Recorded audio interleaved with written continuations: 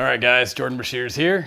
Today we're going to talk about Eastmans Hunting Journal and Bowhunting journals and just getting back to paper. So this magazine is not just stories and pictures. We have the research section and we have tips and tactics. We have hardcore field tests, but I'm going to focus on the research section and just how I would go through a state or a species and pick a hunt. So this particular article has Colorado, Montana, and Idaho in it. I'm going to pull up Montana real quick. Everybody wants to hunt elk in Montana.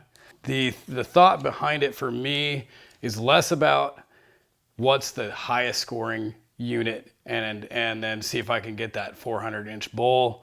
It's a whole lot more about hunting opportunity and accessibility, and I sort it backwards from that. So let's say you're getting up there in age, or you have a disability, or you're just not physically just going to go to the biggest, most extreme mountains.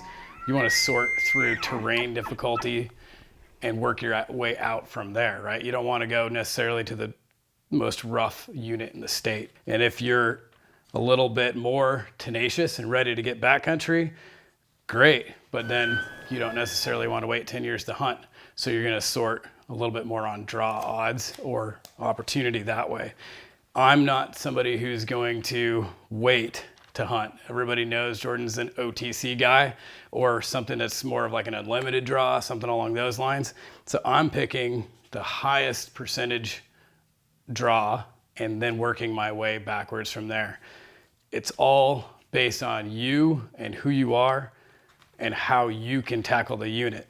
So in Montana, has over 1 million public land acres. It's absolutely every opportunity you could want and every type of habitat you could dream of. So let's say you're definitely not going to go conquer the biggest, meanest draws. Well, then you got to look for some of the most mild territory, and you're going to be waiting to draw if it's a rifle tag. So the Missouri River Breaks or Eastern Montana, great for terrain, great for big bulls, hard to draw for a rifle, but not so bad for archery. So I'm going to pull up the limited draw tab here in front of me. And the first column I want to see is the public land percentages.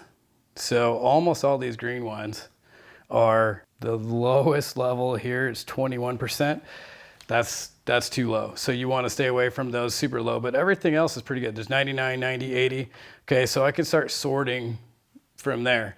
Then I gotta say, I don't want to wait 10 years to draw this. So what are the chances? I'm a non-resident. What are my chances of drawing this? Oof, it's like 2%. So I gotta start stretching from there. Maybe that's your build points unit, and then you go for a second choice. And that's what we're gonna talk about next, is how do we develop a strategy from these base positions for multiple states. So for me, I'm a Wyoming resident. Maybe now I'm okay with waiting 5, 6, 7 years for Montana, and I'll just hunt here for my over-the-counter tags and be more patient with the surrounding states.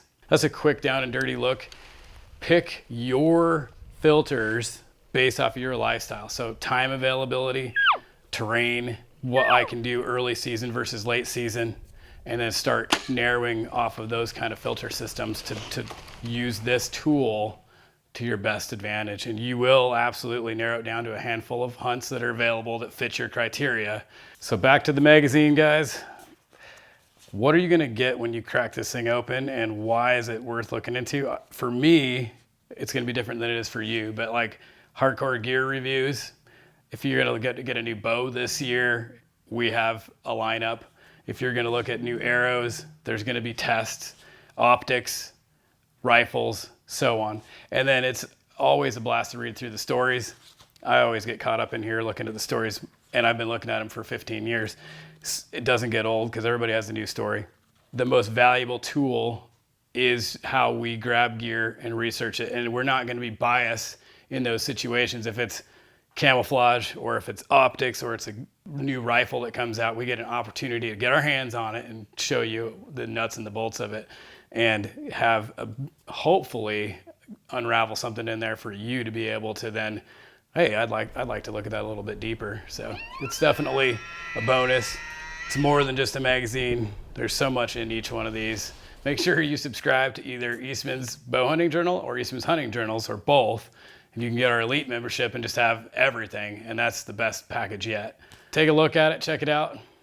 Make sure you hit the like and subscribe button. We'll keep coming with more and more content and bring this to you next time. Thanks, guys.